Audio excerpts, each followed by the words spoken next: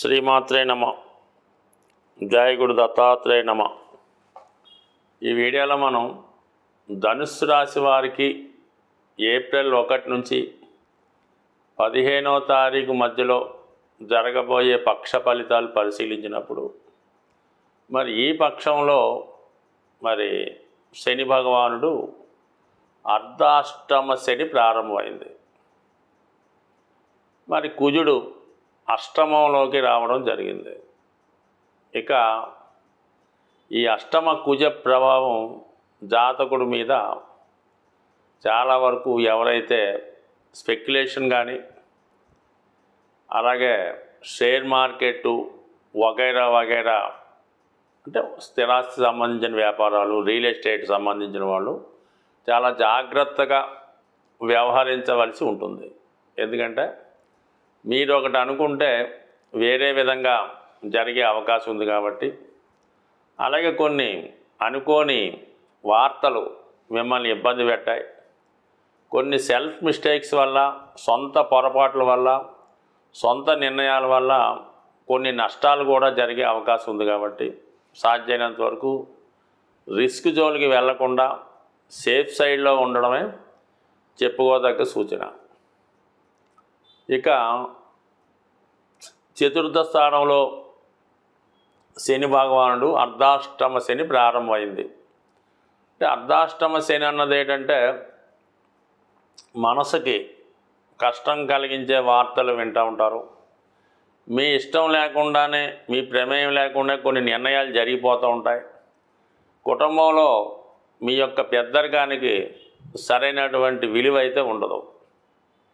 అయితే ఈ సమయంలో ఏదైనా ఒక స్థిరాస్తి అమ్మే ప్రయత్నం ఏమన్నా ఉంటే ఫలిస్తుంది. అలాగే మీరు జీవనోపాధి కొరకు ఇతర ప్రాంతానికి మైగ్రేట్ అవ్వడానికి కూడా ఈ గ్రహస్థితి సహకరిస్తూ ఉంటుంది.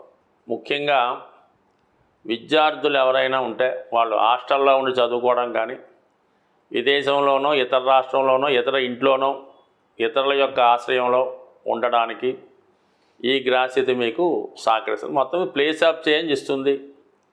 స్థిరాస్తి ఏమైనా ఉంటే అమ్మివేయడం జరుగుతుంది. వాహనాలు వగైరా ఉంటే ఏదో విధంగా ఇబ్బంది పెడుతుంటాయి.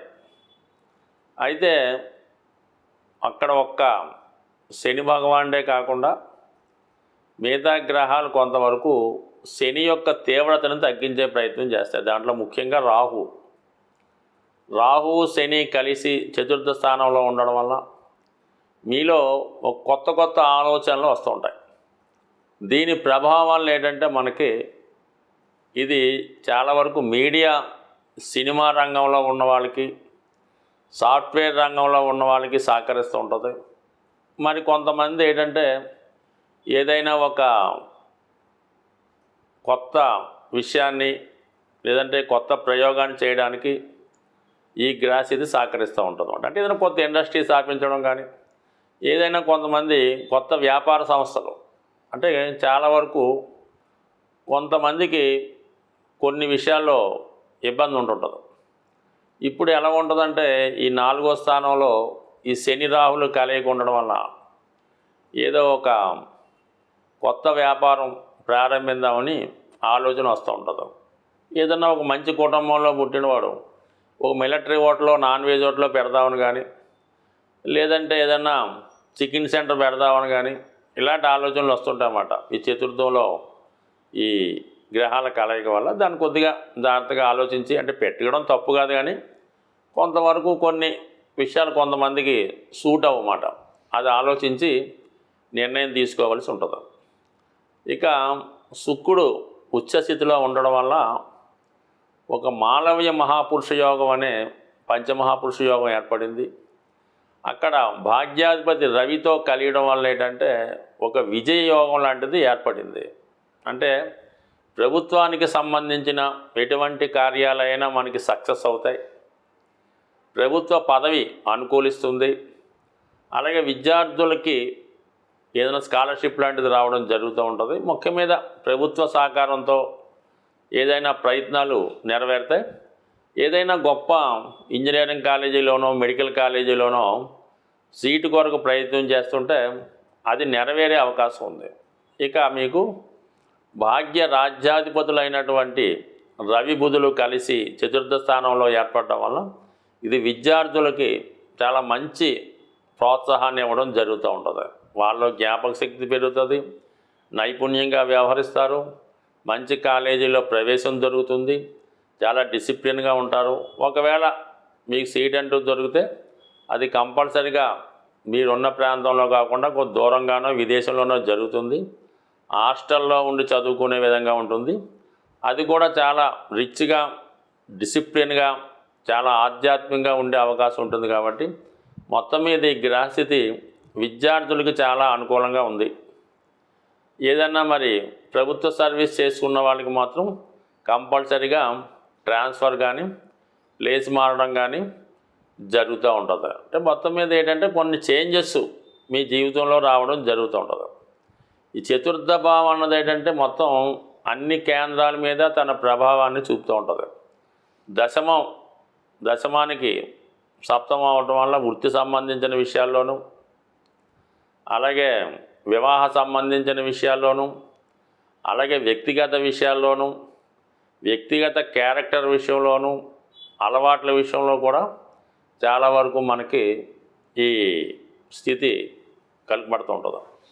అయితే రాష్ట్రాధిపతి గురువు 6వ స్థానంలో ఉన్నప్పటికీ కూడా చతుర్థ స్థానంలో ఉన్నటువంటి శుక్రుడితో పరివర్తన కారణంగా ఈ గురువు కూడా రాహుతో కలిసి ఉండడం వల్ల ఒక గురుచండాల యోగం, శనితో కలిసి ఉండడం వల్ల గురుకర్మ యోగం ఏర్పడడం వల్ల జాతకుడు తన యొక్క సమస్యల నుంచి, బలహీనతల నుంచి బయటపడడానికి చాలా కష్టపడవలసి ఉంటుంది. ఏదో విధంగా ఏదో ఒక బలహీనతలోనో ఒక ట్రాప్లోనో ఇరుక్కోవడం జరుగుతూ ఉంటుంది. ఇరుక్కోవడం అన్నది 80% ఉంటే దాని నుంచి బయటపడడం అన్నది 20% మాత్రమే ఉన్నది. కాబట్టి ఏదైనా జాతకుడు బలహీనతలకి లొంగకుండా తన కర్తవ్యాన్ని కరెక్ట్గా నిర్వహించుకుంటే ఇప్పుడున్నటువంటి గ్రహస్థితి జాతకుడికి సహకరిస్తుంది. ఏమాత్రం బలహీనపడినా, ఏదైనా ఒక ట్రాప్లో ఇరుక్కున్నా చాలా కాలం పాటు దాని నుంచి బయటపడడం కష్టంగా ఉంటుంది.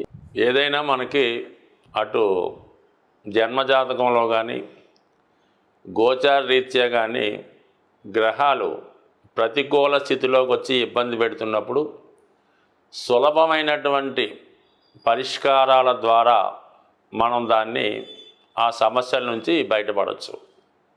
అయితే ఆ సులభమైన పరిష్కారం తెలుసుకోవడంలోనే అసలు టెక్నిక్ అంతా ఆధారపడి ఉంటుంది.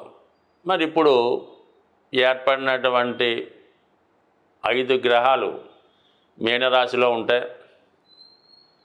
మరి గురువు పరివర్తన ద్వారా, అలాగే కుజుడు జలతత్వ రాశిలో ప్రవేశం వల్ల, ఇవన్నీ కూడా ఎక్కువ గ్రహాలు ఈ జలతత్వ రాశుల్లో ఉండడం జరుగుతూ ఉంది ఇప్పుడున్నటువంటి స్థితి.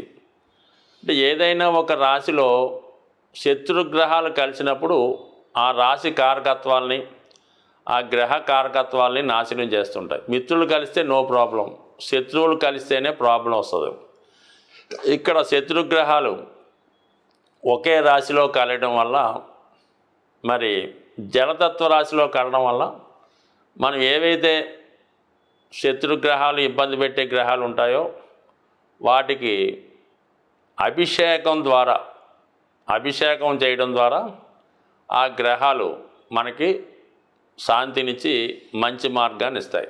దానివల్ల మీరు శివుని యొక్క అంటే శని యొక్క అనుకూలత కొరకు శివుడికి అభిషేకం చేయడం, మరి చక్కని శుద్ధమైనటువంటి జలంతో అభిషేకం చేయడం వల్ల, రాహుగ్రహానికి అమ్మవారికి కుంకుమతో కలిపిన నీటితో అభిషేకం చేయడం వల్ల, మరి లక్ష్మీ అమ్మవారికి పాలతో అభిషేకం చేయడం వల్ల, అంటే శుక్రగ్రహ అనుగ్రహం కోసం, మరి బుధుడు అక్కడ ఉండడం వల్ల బుధగ్రహ అనుగ్రహం కోసం మరి విష్ణుమూర్తిని అభిషేకం చేయడం వల్ల, అంటే వెంకటేశ్వర స్వామికి అభిషేకం చేయడం వల్ల, ఇక గురుగ్రహానికి ఇంచుమించుగా దక్షిణామూర్తి శివుడు కూడా ఓకే, కుజగ్రహానికి సుబ్రహ్మణ్య స్వామి, ఈ గ్రహాలకి అంటే వారి సమస్యను అనుసరించి వివాహం, రుణాలు సుబ్రహ్మణ్య స్వామి,